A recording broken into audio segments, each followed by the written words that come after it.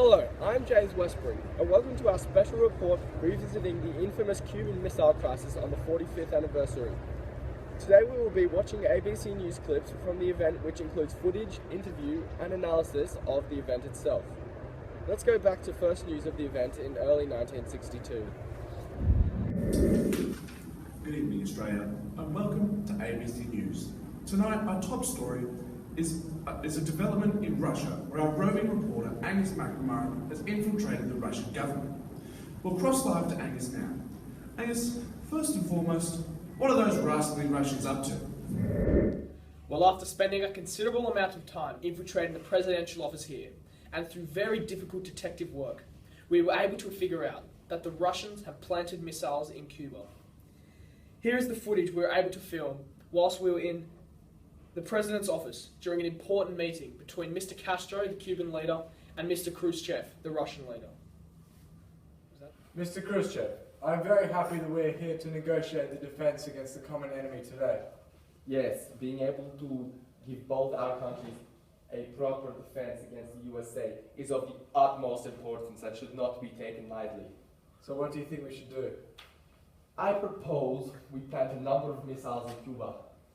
This will ensure that the Americans would not only be unable to invade Cuba, it would also give the Soviets powerful first strike capability that will be able to counteract the American strike on Turkey and France.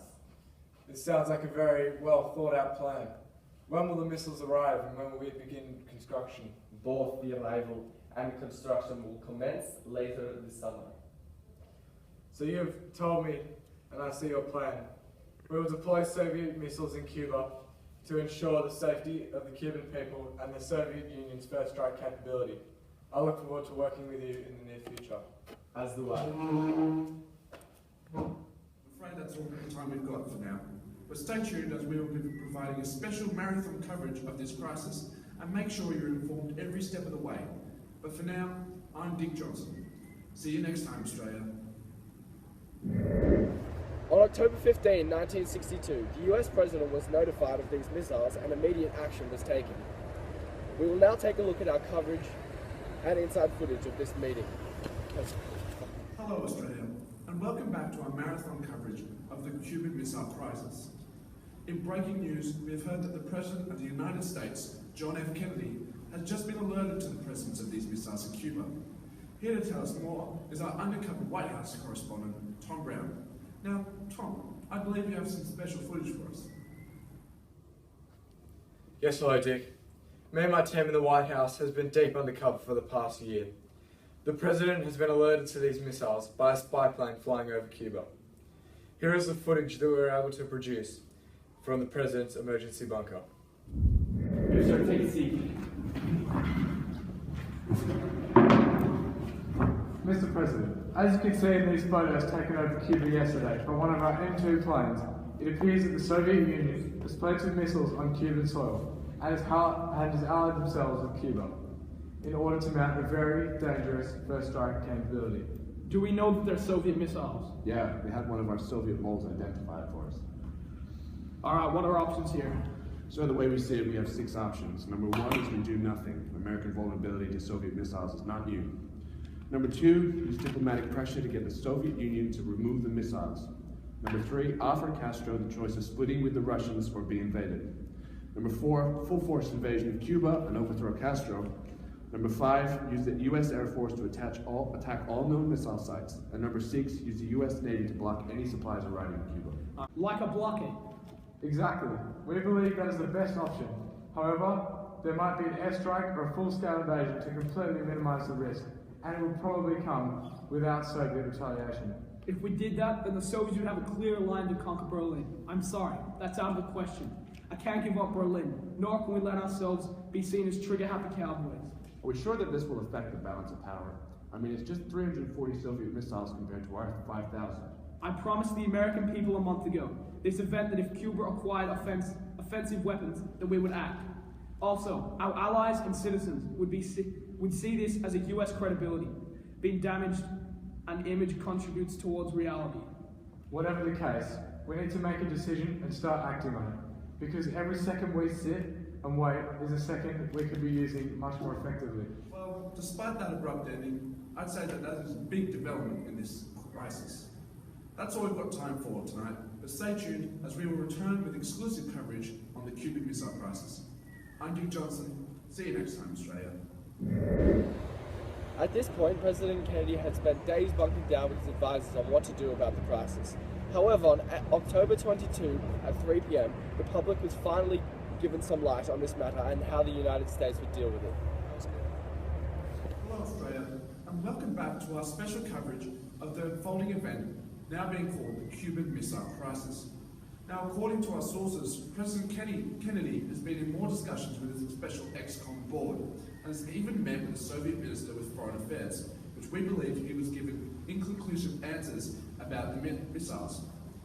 In just a few moments, however, President Kennedy will make a public statement addressing the crisis and probably his plan of attack. Let's cross live to the White House now. Good evening, my fellow citizens. This government, as promised, has maintained the closest surveillance of the Soviet military buildup on the island of Cuba. Within the past week, unmistakable evidence has established the fact that a series of offensive missile sites is now in preparation on that imprisoned island. The purpose of these bases can be none other than to provide a nuclear strike capability against the Western Hemisphere. Acting, therefore, in the defense of our own security and of the entire Western Hemisphere, and under the authority entrusted to me by the Constitution, as endorsed by the resolution of the Congress, I have directed that the following initial steps be taken immediately. First, to halt this offensive buildup, a strict quarantine on all offensive military equipment under shipment to Cuba is being initiated. All ships of any kind bound for Cuba, from whatever nation or port, where they're found to contain cargoes of offensive weapons, be turned back. This quarantine will be extended, if needed, to other types of cargo and carriers. We are not at this time, however, denying the necessities of life, as the Soviets attempted to do in their Berlin blockade of 1948. Well, there you have it. We are going to create a blockade of US Navy ships between Cuba and Soviet ships. No, I'm sorry, a quarantine. Time will only tell how both the public and the world will react to this news. Well, that's all the time that we have again. Stay tuned as we continue our marathon coverage of the crisis. From all of us here at ABC News, I've been Dick Johnson. See you next time, Australia.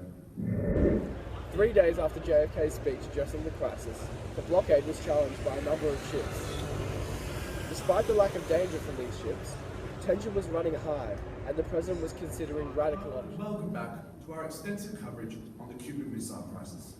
Today, the big news is that 2 ships have been allowed through the blockade. One is called the Bucharest, and the other the Maracula.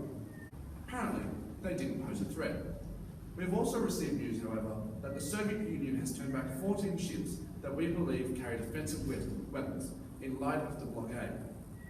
Joining me now is our White House correspondent, Tom Brown. Now, Tom, what was your reaction from POTUS? And what is your expert analysis on the event? Well, the President was not very happy, and it seems that he's become increasingly worried about the situation at hand. The Soviet Union has yet to surrender the missiles, and he is starting to put pieces together and mount an invasion.